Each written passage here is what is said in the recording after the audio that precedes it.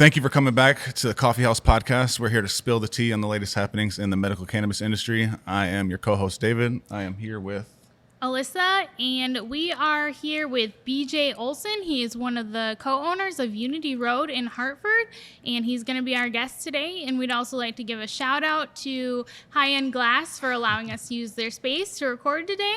So with that, let's go ahead and get started. How are you doing, BJ? Awesome. You want to introduce yourself quick? Yeah, hi, my name is BJ Olson. I am one of the owners of Unity Road in Hartford, South Dakota. Absolutely. So how did you decide to kind of get into the cannabis industry here in South Dakota?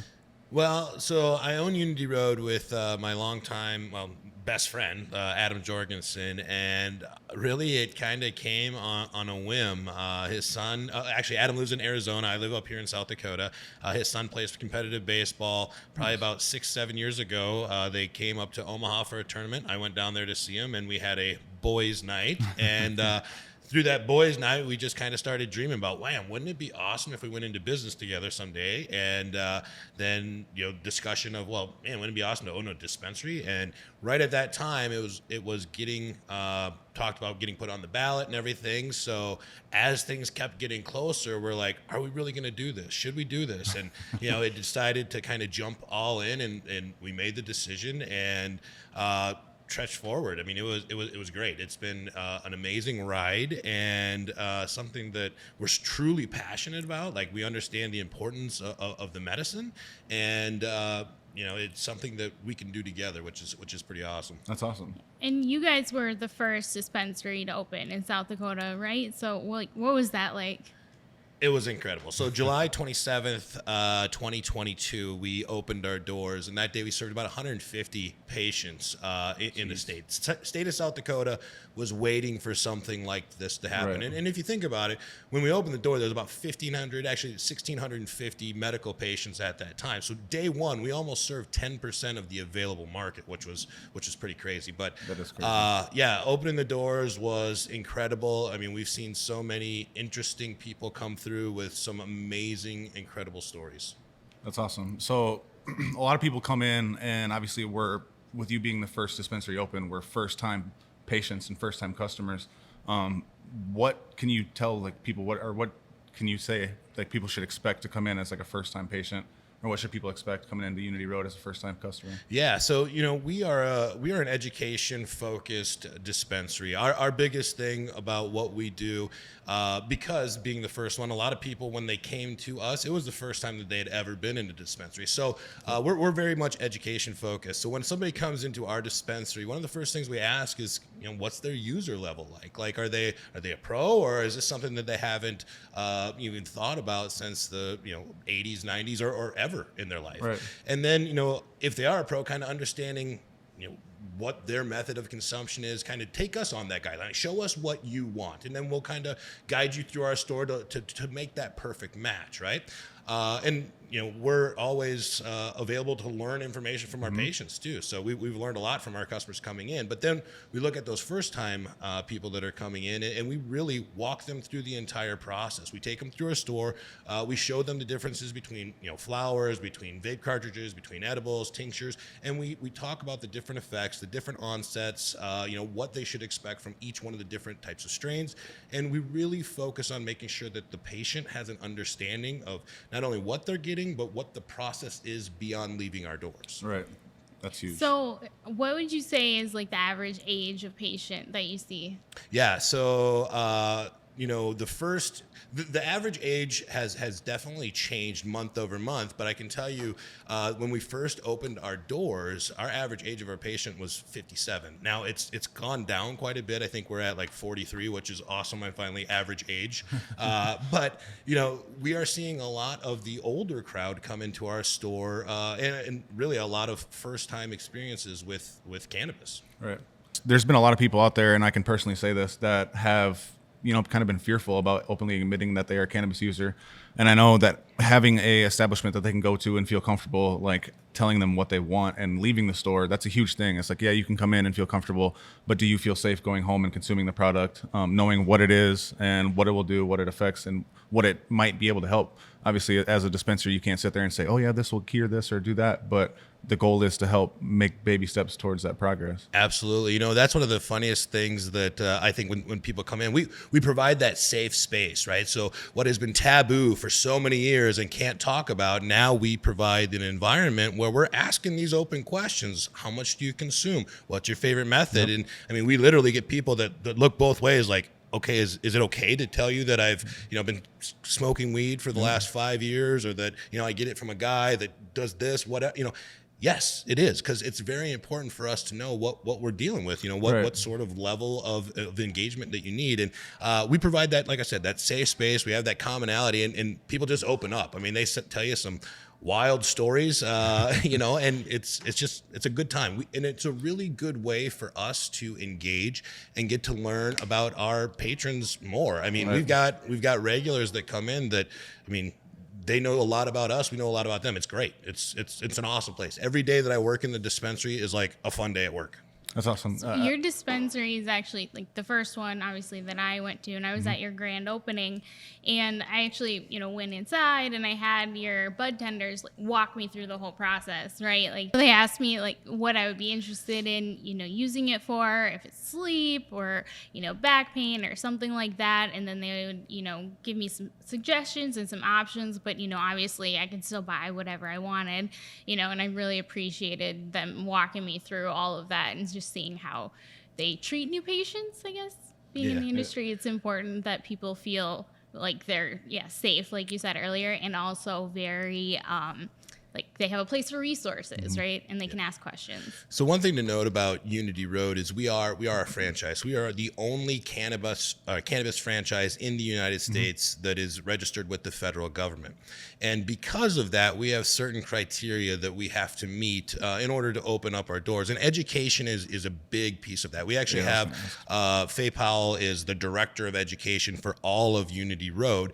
And on a monthly basis, she sends us out training based on the products that are available in our state and how different things interact and how different things will affect people differently. So every single month, our people go through about 3 hours of training to learn more about the product, about the process, and about the people of cannabis.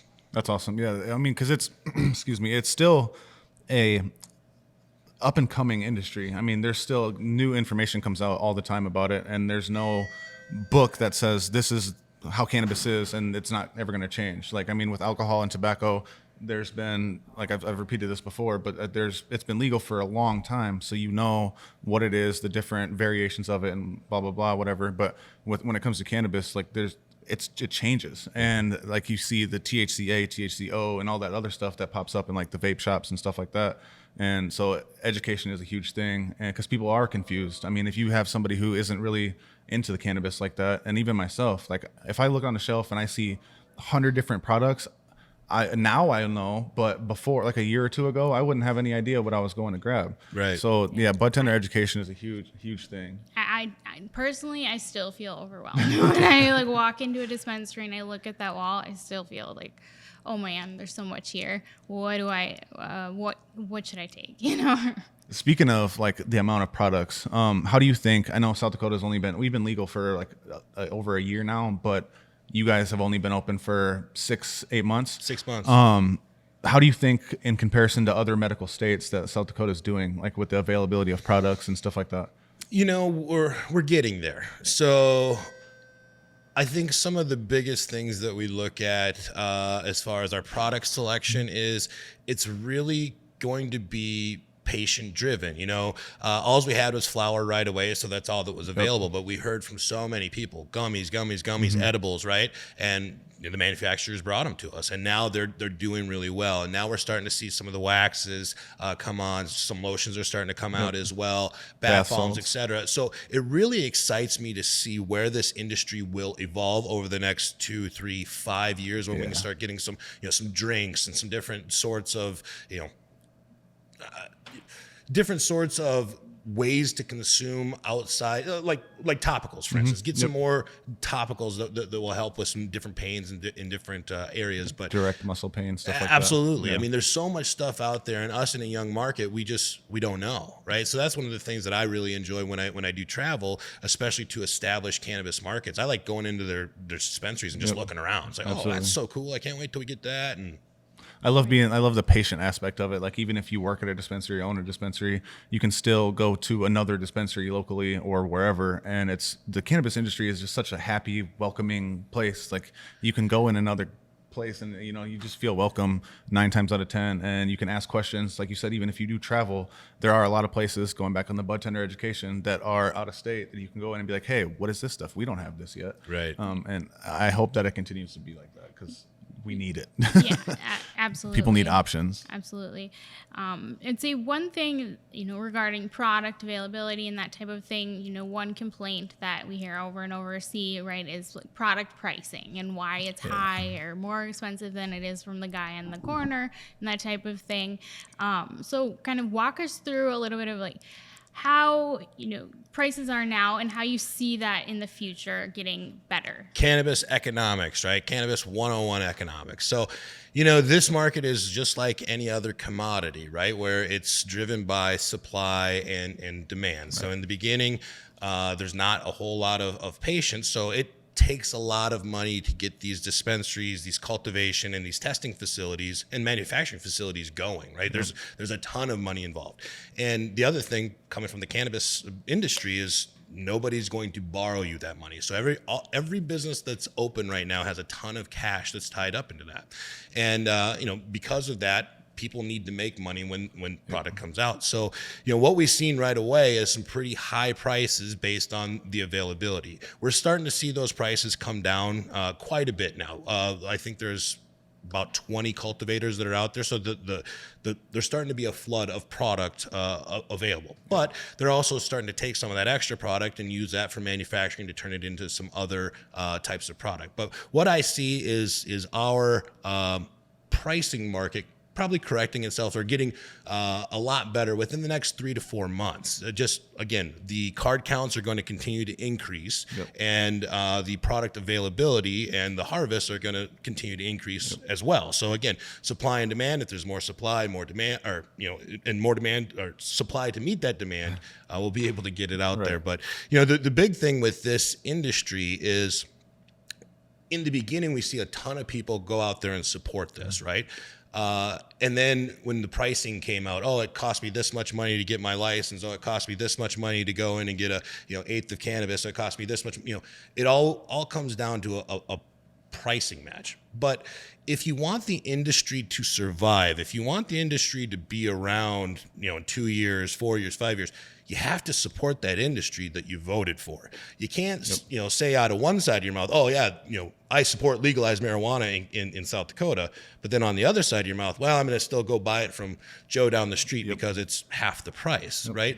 Joe down the street doesn't have his product tested. He doesn't have employees. He doesn't have a facility. He didn't have to pay, in some cases, $75,000 to the state for a license.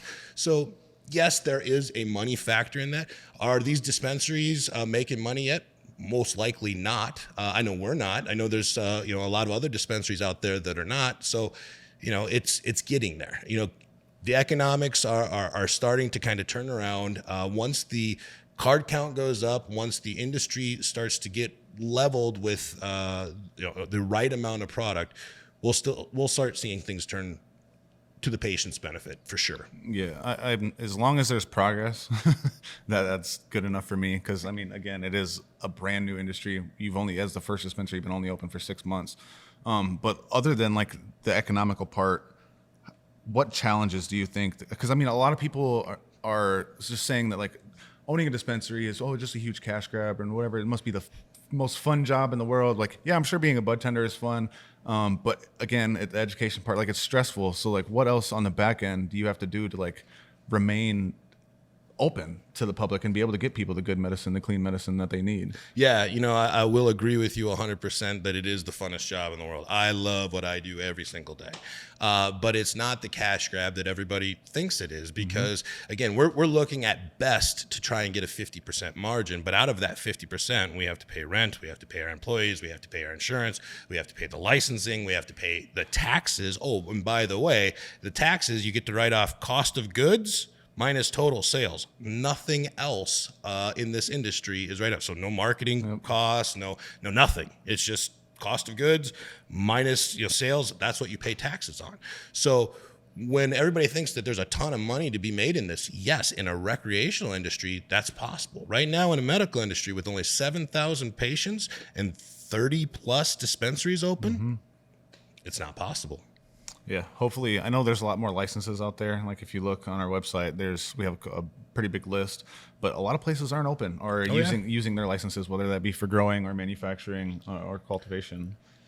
Yeah, like we have a list for the cards on our website, and then we also have a list of the dispensaries on our website. But so I guess one thing kind of going off of what you just said, right? Like the economics, right? So, like pharmaceutical companies, right? They can pay to, advertise wherever they want in the US, right? That's allowed. But, cannabis companies are not allowed to do that. Right. So, I mean, how do you outweigh that, or what do you do instead to, deal with that? We really rely on customer experience and word of mouth. This illegal industry was all created on a word of mouth. Hey, I need some product. Oh, you go talk to Joe or whatever, right? But now we need they're trying to operate the legal market the same way because they're putting so many restrictions on the way that we can get the word out, right? So we really rely heavily on that word of mouth and our overall customer experience and opportunities like this, just to get out and help educate the public on, the industry as a whole. Right. Like I kind of look at it like, pharmaceutical companies need patients in order to survive, right? Well, same thing with, dispensaries or cannabis businesses, right? They need patients in order to survive. So it's kind of unfair that there's like a double standard there.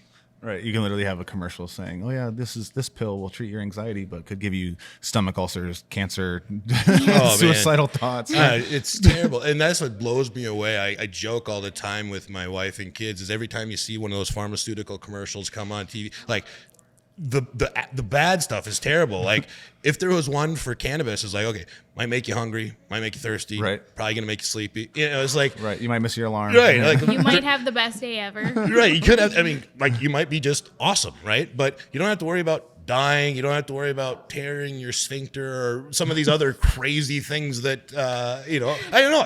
Literally, there was one of these that I was like, how does that happen from crazy. Taking a pill? But it's insane. And the pharmaceutical companies push that, the doctors push that, the media push that. But I can't give you a safe product that really I can tell you all the ingredients. You can grow from the earth. Absolutely. Tell me one ingredient in Tylenol. I can tell you all the ingredients in cannabis. Right. Water, dirt, love. God, love, right. Sunlight. That's it. I mean, it's that easy. Yeah. No, I mean, whenever those commercials come on, I always try, because it goes really fast.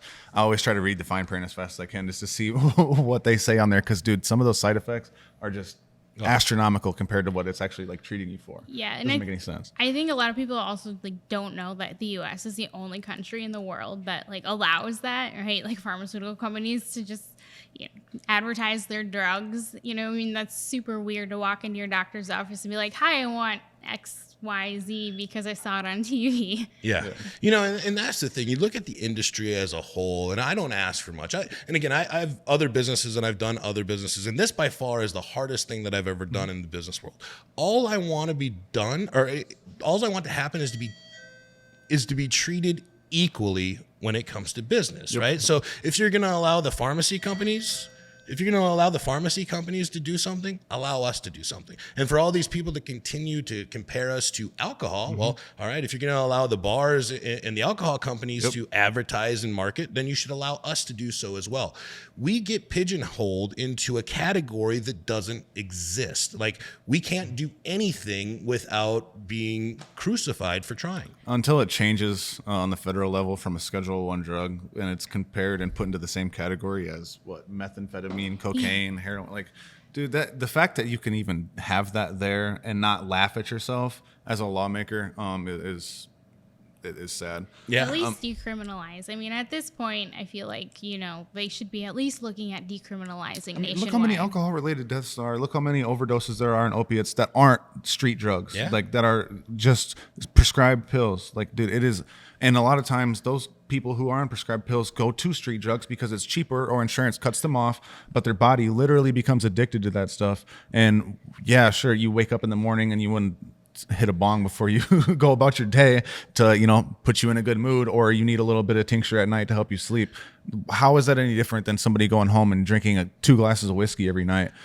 It just doesn't make any sense. Absolutely. Can't have it both ways. I had a patron come into the dispensary. It's probably been about a month ago now, and he said something to me that will just resonate for the rest of my life.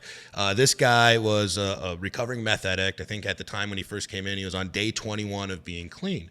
And he was telling us his whole story and whatnot. And he's like, everybody says marijuana is a gateway drug. And he's like, that couldn't be further from the truth. He's like, marijuana is not the gateway drug. It's the illegal drug dealers that provide the gateway to other illegal drugs. Yep. He's like, I would have never got hooked on methamphetamine had I not been looking for marijuana. All I wanted was some marijuana to help me get through my day, to help me sleep. But then, lo and behold, my drug dealer says, well, hey, have you ever tried this? Have you ever tried this? Oh, this is a nice little pick-me-up. And next thing you know, guy's addicted to meth. Yeah. And it took him forever to get off that. But when he said that to me, I was like, holy crap, this dude's completely right. That's My whole interesting. life, people have been like, oh, marijuana is a gateway drug. It is not a gateway drug.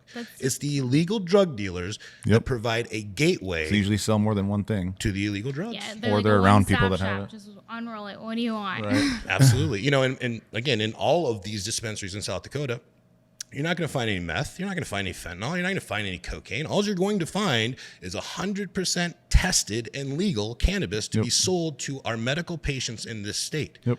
So what's wrong with that? That's Depends who you're asking. right. Exactly. So what would you say, like, I know you said you were pretty happy with how the market's gone, and obviously there's room for improvement, but what do you think could improve? If you had to name like 2 or 3 specific things that you wanted to happen in the cannabis industry in this state in the next year, could you pinpoint a couple? Educating the public. Here's one of the things that really upsets me the most is, I think first year out, it was 187 dispensary licenses that were approved by the state, on top of the cultivation licenses, on top of the manufacturing licenses, etc. And a portion of all of those licenses paid to the state was supposed to go to the education of the people about the medical marijuana industry. Yep. Where's that been? I promise you that I've done more, and all the other dispensary owners have done more to educate the public than the state has. Yeah, I don't even think there's a 100%. state team, I've heard, and I know that a lot of people that have been employed by the state to work for medical cannabis have either quit or left. The whole program.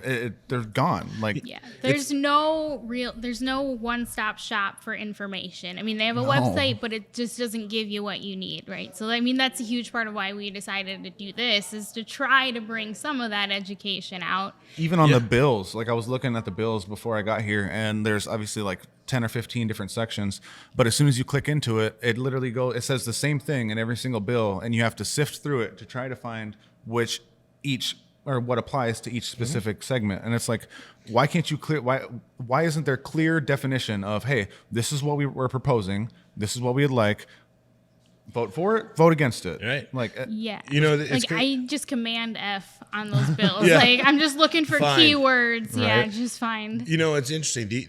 You'd mentioned earlier the cannabis industry being a good opportunity to make money. The only people that have made money on this so far has been the state of South Dakota.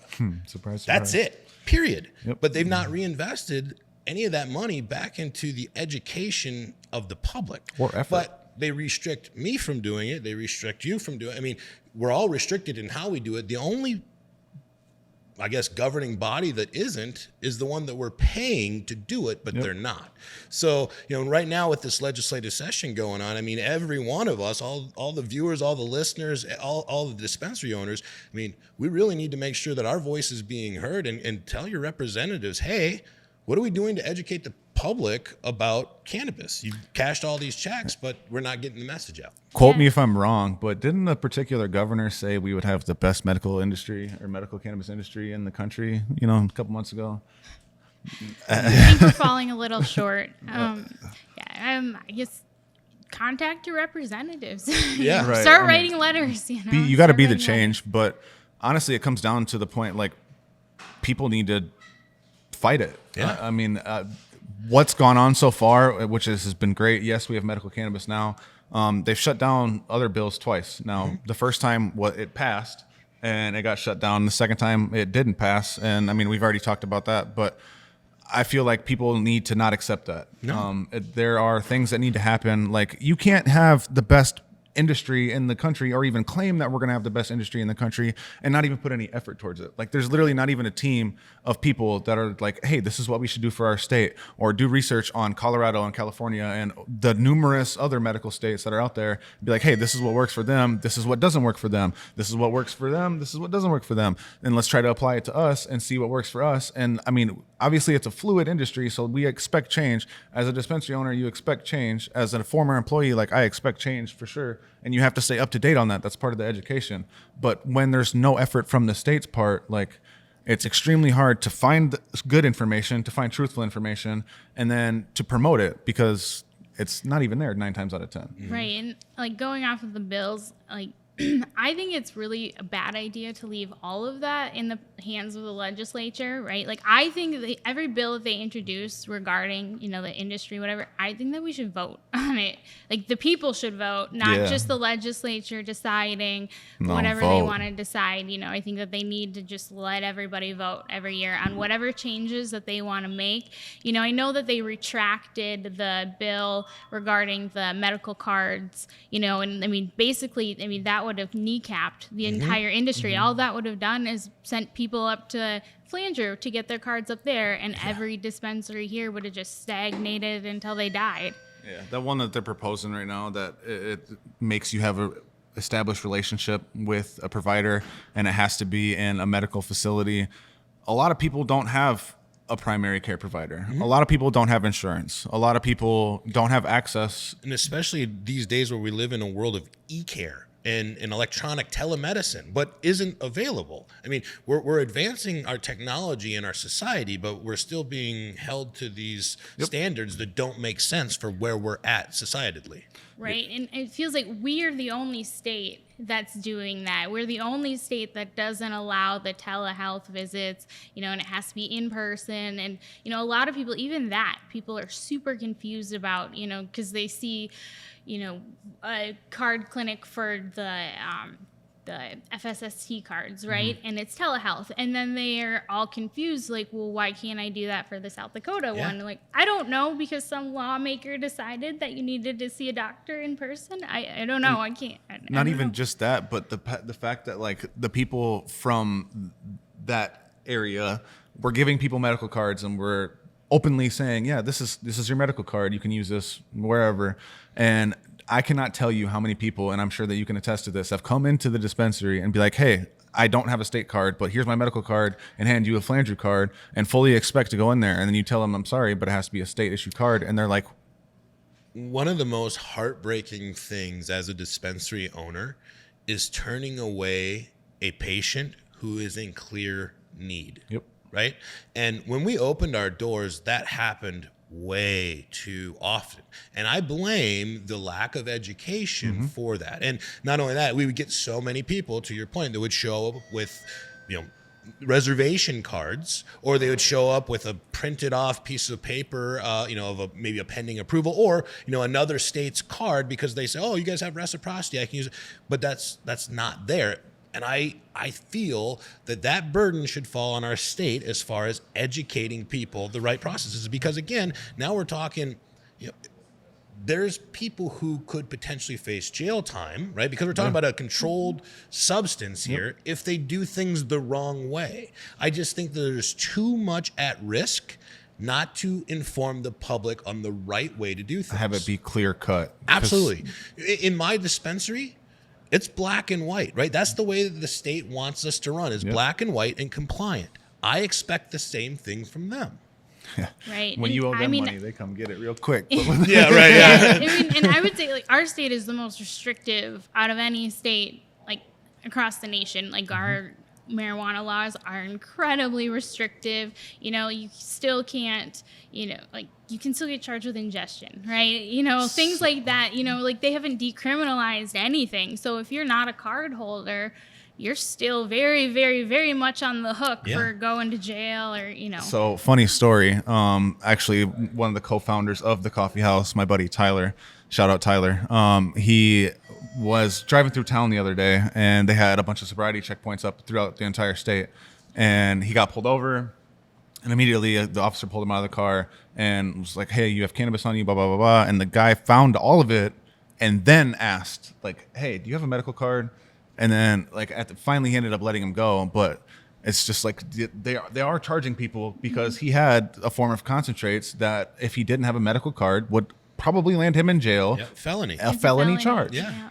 And it's just because if you have pain, then you can ingest it. Like, that's awesome. But just because, what if he didn't have access to get a medical card, or what if he didn't have the $200 at one point to pay the doctor, and then $75 to the state just to be able to have access to that money? Like, even like differentiating right between flour and then like wax, and that kind of thing, right? People don't realize that flour is a misdemeanor, but anything that's been changed from that original flour, like wax, gummies, edibles, whatever, that's a felony. So I think it's really important that people understand that there's a huge difference there. And right now the state has given us the opportunity to do it right. If you want to consume cannabis, if you want to purchase cannabis, there is a process to do it legally, right? So everybody that's out there now, I guess, who would get busted, who isn't doing it right, I mean, you kind of at some point got to be like, well,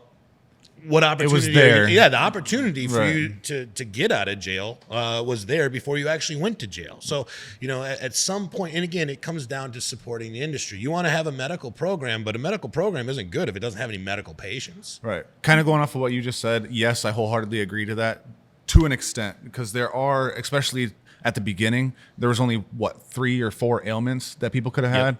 And when in other states, there are a lot of other ones that are justifiably legal for you to consume cannabis, and they weren't here. And so in those instances, Agreed. But with everything else, I wholeheartedly agree with you on that, because the opportunity is there. Yep. I mean, if money was the issue, save money. And if money is the issue, you shouldn't be consuming cannabis unless it is for a debilitating condition. I mean, because obviously it is medicine, but at the end of the day, some people don't treat it like that. Right. And I mean, I really think if they federally decriminalize, then I think insurance companies would have to take a second look at what they are going to cover and not cover. And I think that's a huge thing probably that, has to do with it, because how many people, like when I was, at the clinic, people asking, will my insurance cover this? Will my insurance cover this? Like, no. I mean, it's still federally very much not legal. It's still very illegal. So no, they won't cover this. I'm sorry. And now I don't know what the conversation will be if that does actually go through, the whole thing where you have to have the established relationship, other than if they were to refer you to somebody. So for the sole instance of writing the cannabis recommendation, but I think that would take away from a lot of people's access to be able to get the cards, because a lot of people, again, don't have insurance or don't have a primary care. So you would have to find primary care, which if you don't have insurance could run you up in the thousands. And then you're stuck with a huge bill just to be able to get medicine that was available to you up until some senator decided to write a bill against it. It feels like it's becoming like a rich people drug or something. Well, and this is where it's kind of our responsibility to start holding people accountable, right? All the people that are making this extremely difficult to do, those are elected people. Like those people don't have their job forever. We need to, as a group, right, stand together and actually voice your opinion. And I think you kind of expounded on it last time. A big portion of the reason why recreational may not have passed is because we didn't have the voter turnout. So one of the things that I'm huge on is, don't give me any words, give me actions. Like words do nothing for me. Huge Show difference. me what you're going to do. And people don't realize how powerful that they really, really are. One person can make a huge difference. No matter who tells you that they can't, they really can. So if you start barking up the right tree, if you start doing the right actions, we will get results. But banding together is going to get those results happening a lot sooner. This cannabis industry is a very close-knit industry of people, whether it be from the card clinics to the dispensary owners to the cultivators to the manufacturers. Everybody knows everybody, and everybody is awesome to work with. We have to be a close-knit family because we're walking uphill against some of the biggest influences in this state, and it seems like we don't get a chance to ever win. And that's why we need the rest of the public who's wanting medical cannabis legal to, guys, quit letting them dig their heels in and resist us the whole way. Let us roll out a successful, compliant, educated medical cannabis program. Yeah, Right. It's crazy the amount of effort and money and resources that have been pulled against it, whether it be the medical industry at first and then the recreational thing. Like and now with all the new bills that are being proposed, like, dude, there's so much energy, effort, time, money, resources, all that being spent to make it harder for everybody, from the dispensary owner, the cultivation owner, whatever, all the way down to the patient. Like, it's literally making it harder because now I don't know. I got my card through a clinic last year, and now I don't know who I'm going to go to get it renewed. Like, it's a serious problem that we're all going to face if that does go through. It's funny you mentioned all this money that is against the the cannabis campaign. Right after recreational was defeated, there was a group out there that was an anti-Measure 27 group. It was all about the kids or whatever. So after it was defeated, the next day I reached out to them to say, okay, now you won. Now I want to know what your plan is, because you had made mention this entire time that cannabis was like the second most abused substance in high school, and that I think it was like 40% of all high schoolers had experimented with cannabis. So now that the election has been won, and we know that recreational is not going to be available to these kids, what are you going to do now to reduce that 40% that's in those schools? And the answer that I got absolutely astounded me. They said, well, sir, we're an advocate group. We're not an action group.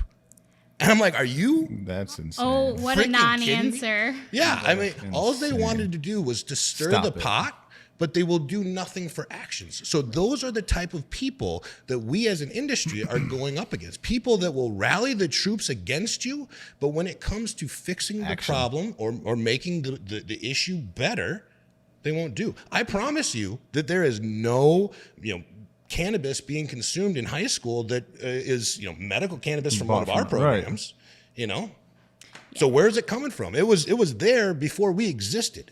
But everybody turned the blind eye to it. Yeah. It's not until we want it legalized that it's a focus. I remember when our mayor was saying that it would have made it worse if we would have gone recreational, because the problems would have outweighed. Like, show me one state example where money spent towards treatment and like jail time and stuff like that was outweighed by the profit. Like, you could literally just take jail alone and take all the money that's spent towards people that are in jail for cannabis, especially, you can even trickle it down to just misdemeanor, like flower possession. Yeah. All that money that's not going to be spent on them alone would be beneficial for this state if it's recreational. Like, I had give me an example. All these politicians before we opened wanted to stop in and see our dispensary, before we opened the doors. I would say 24 politicians come through our door. I invite any politician out there listening to this to come in and spend a day behind the counter with us to really understand the people that come into our facility. I mean, there's the definite need, and then ask them what their resistance that they had getting into the program. Let's hear from the people. Can we propose that, actually? Like, a politician who is willing to go spend a day at Unity Road, and then we will interview you afterwards and discuss the whole situation. I feel like that sounds like a great idea. If you are out there and you are against medical recreational cannabis and you have the time and opportunity, come spend a day at Unity Road here with BJ, and I guarantee you it'll change your mind. We will interview you. We will bring you on the show. You can sit right next to us and tell us all about your experience, your thoughts before and after. Because, I mean, without being open-minded, 90% of the people against it are closed-minded and are never going to be for it, because that's just what they've grown up on. That's what they've been told. That's what the law has told them, and that's still what the federal law tells them. But that few 10% or whatever percent that is willing to give it a chance, I think if we get those people to change their mind, then they start talking to that people, and maybe that 90% goes down to like 85, 80%. The only thing that's going to change is if people like us, people that look like you, people that look like me, and like are talking about it, and patient stories. Yeah. Patient stories are huge. And my favorite part about working in the industry, because hearing people like, oh yeah, I was on this for my back pain, I was on this for my anxiety, I was on this for this. And then obviously all those side effects come along with it. It starts to chop down once they start getting consistent use in medical cannabis, because it's good, clean medicine. Right. Yeah. And jumping back a little bit to, the election and all of that jazz, one thing that I think people don't realize also is that it's illegal for cannabis businesses to advertise, right? So in that,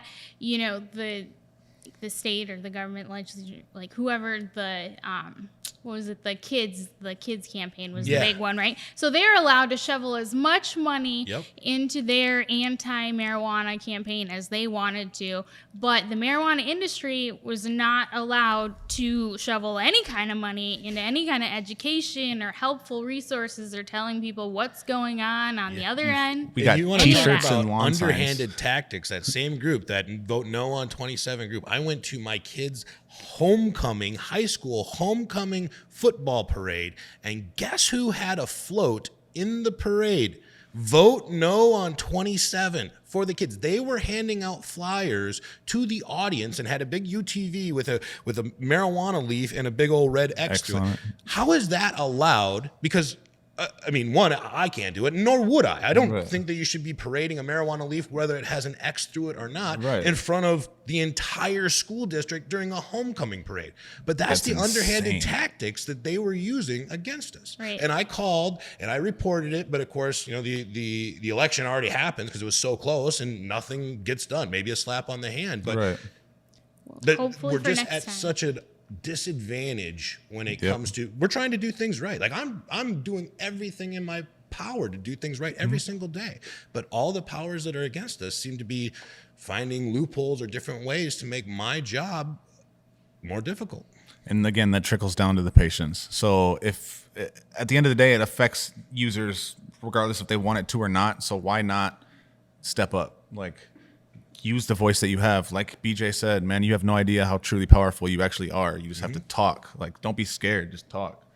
Yeah, absolutely. I think people are starting to come out of the closet now, about marijuana, and it's becoming more of a mainstream topic. I don't know, I might be a little biased because obviously I deal mostly with people who, deal in the marijuana industry, but, like knowing people like BJ, you're the first dispensary owner that I knew or met, right? And, you've kind of held my hand a little through some different things, called you hey, what do you think about this? Or what do you think about this in the law? Just interpreting what with the law, how it's written and what it actually means and stuff like that. That's how a lot of the industry is, though. Everybody can talk to each other and call you, hey, did you have this problem with metric or blah, blah, blah today? Hey, can we figure it out? Because a lot of times you're not getting the resources from the state or anywhere else. You have to bump your head, and then somebody gives you a call hey, I bumped my head on this too. Can you help me out? When we opened, I guess that's one of the things you don't even think about as being a first dispensary. When we were open, and it's almost like when all the other dispensaries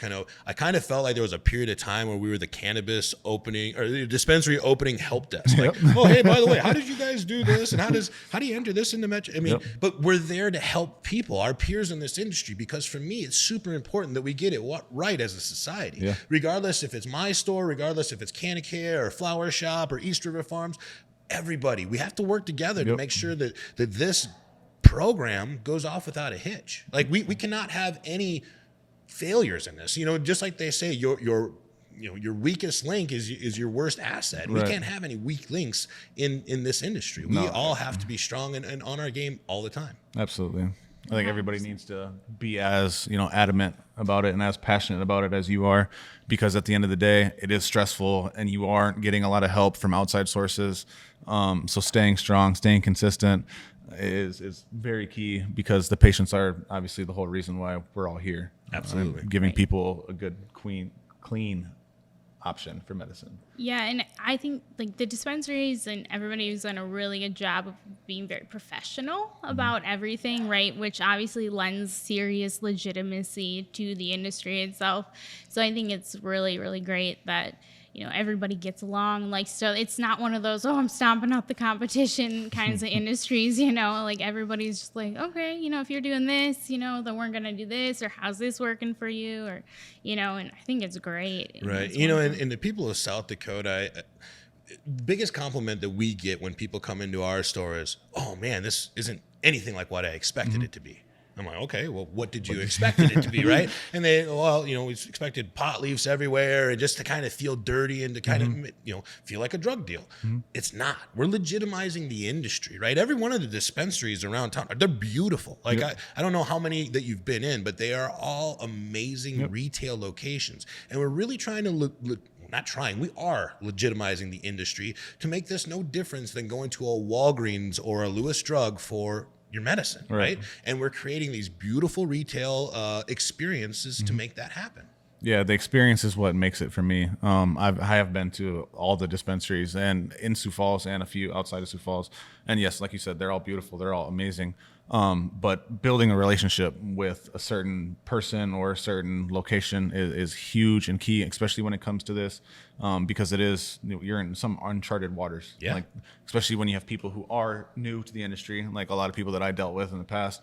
They may have smoked when they were in high school or whatever, and now they don't want to smoke anymore, or they have asthma and they want to get into gummies or whatever else, and they just have no idea what they're getting into. But once you get them into there, once you get them in there and give them a good experience while they're at the store, they go home. They based on what you told them, like what's the effects or whatever, and they get home, they have a happy experience. They come back and they are going to tell you about that every single time, and it's going to continue to grow and grow and grow, and then they're going to follow your suggestions. Like, hey, you told me that the strawberry gummies were going to help me sleep, and I'm not going to feel my back pain anymore, so I could get a good night's sleep. So what else would you suggest? I'm willing to venture into this because I trust you and to help me out. So the relationship is a huge aspect for sure. Yeah. I mean, honestly, I think in some aspects, the relationship with your bud tender is almost as important as your relationship with the person certifying you, because we're the ones on the bud tender side that are going to be seeing these patients on a regular basis. We're the ones that are going to be making the recommendation for the medicine that's going to treat a certain ailment. Absolutely. I mean, it is extremely important that we have a solid relationship, and more importantly, that our patrons feel confident in sharing information with us and vice versa. So, Absolutely. like, what would you say your patient, like, how do I say it? Like, your return, like, your patient return is? Oh, yeah. So, like, our repeat Regulars. customers. Yeah, there you go. Repeat customers. So, and it was funny. I was actually talking with Joey over at Canacare this morning about repeat customers and just about overall traffic and volume. And we've got a ton of repeat customers. I mean, we've got, I would say on a monthly basis, probably about a third of our customers right now are regulars.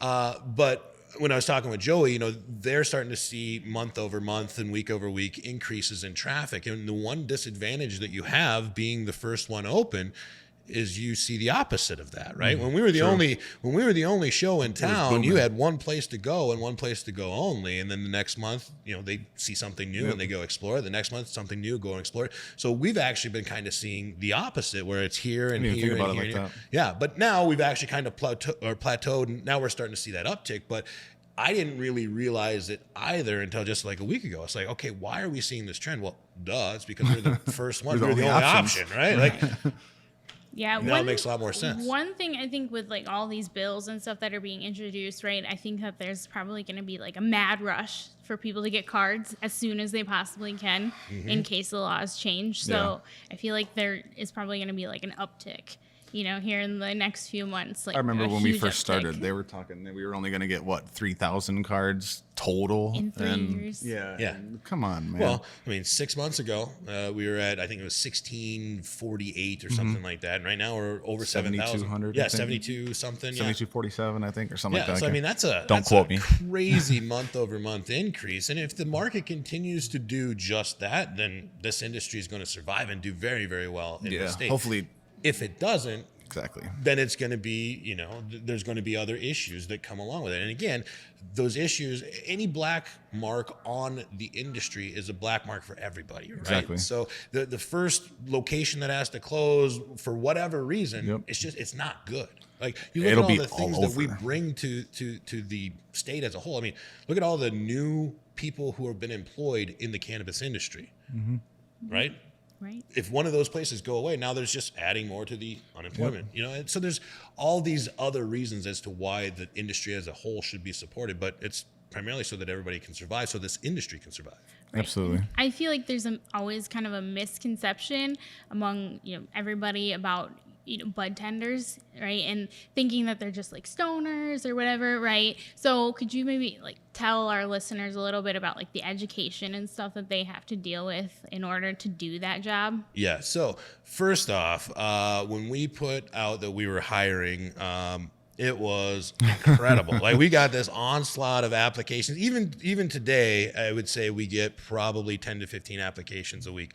But before we opened the door, we had like 150 applications. Of those 150 applications, we broke it down to 50 people that Adam and I personally interviewed. Of those 50, I think we ended up hiring seven people. But we got to choose from this amazing talent pool, right? And it was very important for us to understand, that people had an experience with cannabis, because I think to truly understand cannabis, you have to experience cannabis. Have a Doesn't relationship necessarily with it. mean that you have to smoke cannabis, because we actually I hired 2 people that hadn't smoked cannabis, but they had experienced it from, their mother-in-law had, rheumatoid arthritis and couldn't hardly move. So this helped them. So those experiences were really what we were looking for. But I mean, we got people that left the medical industry. We had people that left the drug and addiction counseling industry to come work for us. Right. So the talent that we have is pretty incredible. And then when you throw in the Unity Road education aspect to that, again, before we opened our doors, every single one of our employees went through 40 hours of training from Cannabis 101. Right. What is the product? What are the different components of the product? How does it grow? I mean, to the most advanced, what is RSO, right? And it's that education level that I think continues to move us forward. So we are very well versed, and again, because we come from such diverse industries, I think that's what makes us, a real good fit in the cannabis world. I think you guys set the standard pretty high, and I think it'd be wise for others to follow suit when it comes to that, because again, we are all in this together. And if one fails or one black mark, it kind of smudges everything for everybody. So that's definitely something that needs to continue and improve. I mean, there's always room for improvement. It's always changing. That continuous education is obviously important. Like, is there a way for, non-employees, right, to access those resources like the Cannabis 101, or is there like an alternative, place to find those resources to educate yourself that you can Cited information. Yeah, exactly. Well, actually, so our director of education, Faye Powell, she puts out a lot of different publications. She was actually just in another health publication. I read it earlier today, and it was talking about the intimacy properties of cannabis, and how during this month of February, there's certain strains that might be more beneficial than others. But she's constantly putting out that information and that education piece. So if anybody wants to follow us on Facebook or on our Instagram, we're going to constantly have additional educational pieces that will be helpful for those who consume the product, and even for those who don't consume the product. Weed can do some amazing things, people. You'd be surprised. Yeah. Yeah, absolutely. Well, I want to thank you for coming in. I really appreciate it. I don't have anything for you. Have any questions? No, that's it. I appreciate you coming in, BJ. I mean, you've been kind of, literally kind of holding my hand a little bit through this whole process. So we really appreciate Held you a lot being of our people's first hands. guest. Yeah. Well, hey, thanks so much for having me. And if there's anything that I can ever do to help progress the industry, let me know. Same. That's what we're here for. Like I said, like we've all said multiple times, we're all kind of in this together, and it takes a consistent effort from everybody to make this thing work. So, Absolutely. well, thanks for tuning in to the Coughy House episode 2. See you guys next time.